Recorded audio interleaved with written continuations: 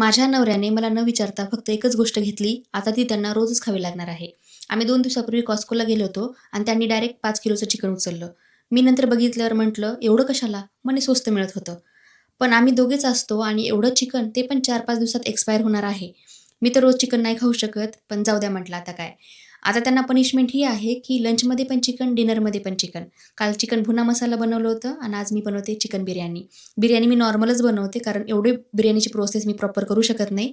ही बिर्याणी अर्ध्या तासात होऊन जाते आणि छान पण लागते. आता तर मला फ्रिज उघडायला पण भीती वाटते, कारण आता चिकन पण आतून म्हणायला लागले, "आज कोणत्या रूपात?" पण एवढं तर लक्षात आलं आहे, इथून पुढे मला विचारल्याशिवाय माझा नवरा काहीच घेणार नाही आणि बायकोला न विचारता काही घ्यायला पण नाही पाहिजे. कारण त्यांनाच माहिती असतं फ्रिजमध्ये अजून पण पालेभाज्या आहेत.